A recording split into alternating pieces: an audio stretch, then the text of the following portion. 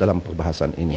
Yang Maka itu dengan itu Kuantan bangun. Pohon sedikit penjelasan. Kes di mahkamah, so saya hanya boleh komen yang general. Yang Berhormat Menteri, sedikit penjelasan. Saya dengar apa yang Berhormat Menteri katakan tadi, bahawa isu ini telah dimainkan sehingga menimbulkan ketakutan pihak awam. Itu adalah satu kenyataan yang cukup menyelewengkan. Yang Berhormat Menteri tidak address ataupun melihat kepada aspek-aspek lain yang diketengahkan oleh pihak yang menentang projek ini. Seolah-olah tak mahu ataupun tak mahu faham ataupun sengaja tak faham, kita tak tahu kenapa. Setiap kali pihak yang menentang projek ini mengatakan bahawa isu keselamatan LAMP bukan setakat isu keselamatan dari sudut radiasi semata, radiasi luaran semata.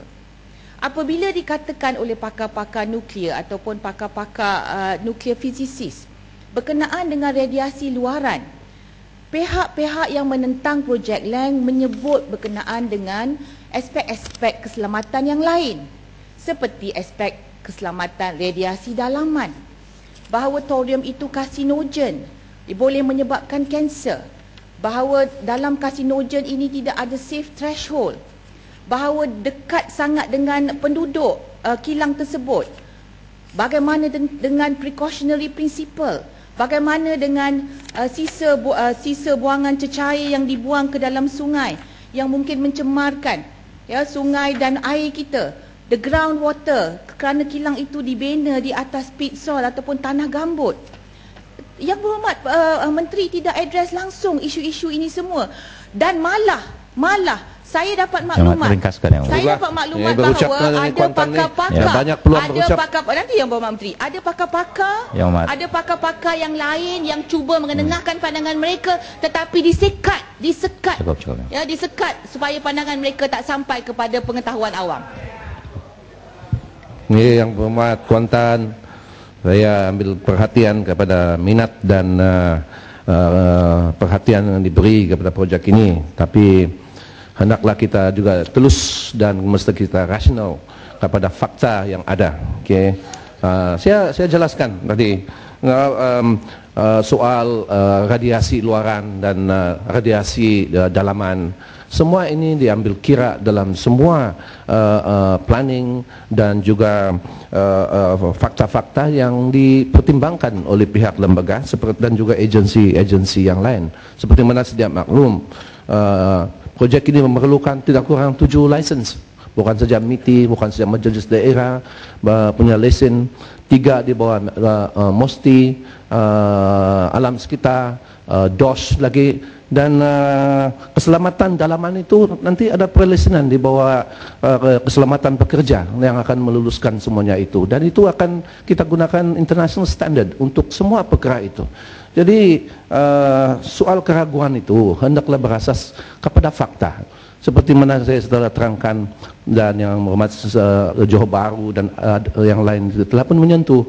Kita masukkan itu raw material daripada Lannantide, daripada Weld Australia, dia naik ke lori sampai ke Port Perth, tidak pun trigger any law under Australia dari segi jumlah radioaktiviti yang ada. Dia naik kapal melalui Singapura sampai ke Kuantan, dia naik lori kita, saya lantak, tengkorak punya sign. Kenapa? Because kita punya standard lebih tinggi dari standard dunia. Dia kata tak payah, tapi Malaysia standard diperlukan. Saya nak beritahu Yang Berhormat Menteri, jangan menyelewengkan Dewan. Peraturan Jangan menyelewengkan Dewan, Yang Berhormat Menteri. Dengar dulu. Sebab di Australia ada sebab kenapa ianya exemption. Janganlah jaga politik sendiri. Ya, Yang Berhormat Menteri. Saya sebut jaga politik Kuantan ya. Yang Berhormat apakah sangat ini Menteri saya nak degree pun 3. Kuantan. Apa yang mengelirukan Dewan? Saya baca. Saya baca. Sampai kita batangan mengamuk. Dengar dulu. Ini apa ini? Ini adalah kenyataan yang dikeluarkan oleh Menteri Sumber dan Petroleum Western Australia. The company's Mount Weld mine has also come under attack from environmentalists who are worried about the radioactive nature of rare earths. However, Western Australia Resource Minister Norman Moore said the concern were misplaced, with radioactive levels being no higher than commonly mined mineral sands. The material does not trigger regulatory standards that is considered by the Department of Mines, the Western Australian Radiological Council, and the Australian government to be low in radiation levels to be regulated as a dangerous good. Artinya dia katakan it does not trigger any law in Australia. Sampai Malaysia dia trigger, I have to put a tengkorak sign. And the IAEA said you are out of date. You shouldn't be doing that. Dia akan datang kepada menteri, saya boleh maklum kepada Dewan, untuk mengubah itu sesuai dengan cadangan laporan IAEA yang telah kita edarkan. Tapi saya katakan, no, we maintain. Because this is not for Lynas, but this is for Malaysia as a whole, masa depan kita. So saya tak benarkan sebagai menteri untuk even adjust to international standard. This is a standard in Malaysia higher than anybody else. Why? No, because we care for the public and the safety of everyone. Yeah. Yang berhormat menteri, Yang berhormat menteri bercakap berkenaan dengan the laterite ore. Yes. Yang berhormat menteri tidak bercakap tentang radioactive waste. Yeah. Radioactive waste yang tidak diterima balik oleh Australia. Yang ini menteri tak cakap. Kenapa menteri tidak cakap berkenaan dengan hal ini? Bukan sekali, 3 kali Menteri Norman Moore mengatakan mereka tak terima radioactive waste balik ke Australia. Kita tahu di jumlah becquerel di dalam lanthanide itu pun hanya dia kurang kira-kira 5 becquerel saja. Bila dia diproses pun waste itu ada tiga jenis, ya. Satu adalah gypsum, satu adalah fertilizer, dan satu yang mengandung thorium to the level of 5 becquerel. 5 becquerel, saya nak kasih tahu sama yang berhormat, ya, bahawa ini naturally occurring level. If we were to close this, if we were to look at it, even the quarry, even the pond of the steel making factories are actually the same level. So what is there to fear? Yang berhormat menteri, yang berhormat menteri bukan 5, 6.2. Yang berhormat kuantan. Aturan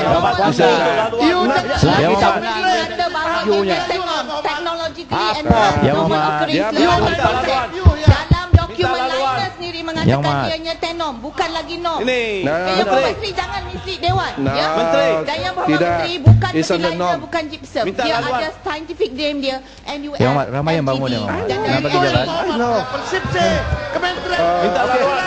Tulus lagi. Terima kasih Yang berhormat Hulu Selangor. Menteri, terima kasih.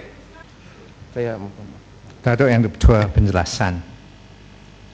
Memang rare earth ni penting, dan juga negara China membekalkan 90% daripada rare earth di dunia ini, dan saya nampak di China pun dia hendak kurangkan kerana faktor-faktor tertentu.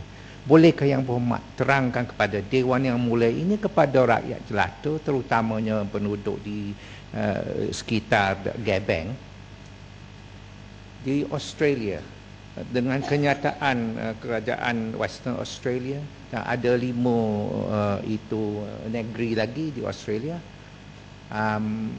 adakah kilang seumpama ini di Australia? Dan kalau ada, berapa kilangnya? Dan mengapa kita hendak itu hantar benda mentah kepada Gebeng beribu, 5,000 kilo itu batu nautika, 5,000. Mengapa kita hendak ke situ? Kerana benda yang baik, benda yang sangat disukai oleh seluruh dunia, terutama teknologi moden. Mengapa tidak ada kilang seumpama ini di Australia? Dan di sinilah Yang Berhormat, saya pun suka kepada hakikat dan kenyataan. Saya pun berpandu, berkisar kepada itu fakta. Dan saya berharap di dalam Dewan ini kita dapat fakta yang akan dikemukakan kepada semua ahli di sini supaya saya akan meneliti. Tapi saya hairan mengapa di Australia tidak ada kilang seumpama ini. Terima kasih Muhammad. Kalau Iran janganlah lari sebenarnya ber-PSC. simple saja, ini adalah satu business decision yang dilaksanakan. Saya jalankan dari segi competitive costing dan seterusnya. Cost di sini saya terus terang daripada penilaian MITI dan seterusnya, cost di Malaysia memang 30% only of the cost that I will have to face there. Dia ada lesen juga memproses di situ, masih valid, renewed, dia tak gunakan.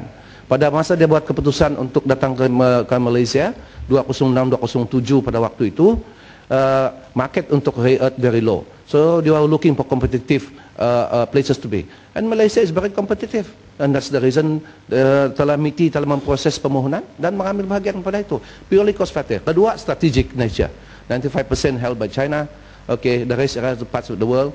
And I think there are strategic interests that Malaysia should consider at the time when they look at the project MITI when they approved to come into Malaysia. Very plain facts. Nothing because environmental. Dia ada dibekal lesen baru renewed lagi balik di situ untuk membuat prosesan di situ.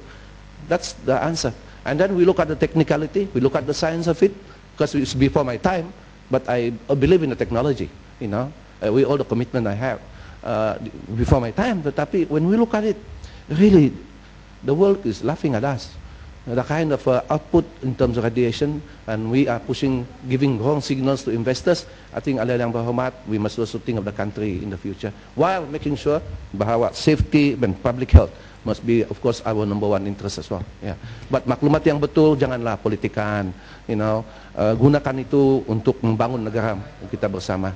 I think saya rasa yang berhormat cukuplah. Yang berhormat Menteri, yang berhormat Menteri lagi sekali tak cerita habis. Dah lama berbincang dengan saya. Sebab kena Kami hantar sudah balik berbahas sisa ke begitu lama. Malmö. Kenapa Kita mahal di berbincang. Australia sebab kena buat di tengah padang pasir. Yang berhormat Menteri tak cerita habis. You are again misleading the Dewan. Minta maaf yang berhormat Menteri. Tidak, ada satu perkara lagi. Cukuplah. Ada lagi. Ini Kepung ini, saya pun pernah duduk sana. 9 tahun saya duduk sana. But please don't politicize the facts. Facts is facts. Dan begitu. Yang berhormat Menteri baca tak lesen sepenuhnya yang dapat kepada Ashton Rare Earth. 41 komitmen yang diberikan kepada Ashton Rare Earth. Yang berhormat Menteri tak cerita habis. Bacalah dalam PSC, bentar dalam PSC awak lari. Sila saya. Join PSC bukannya lari. Kuantan, malam ini dalam ceramah you boleh ceritalah. Datuk Pengerusi Kepung yang lain duduk. Ya, banyak kacau lah tu, tak ikut peraturan langsung. Sama 2x5, 5x2. Tadi Datuk yang Dipertua, satu soalan yang terakhir.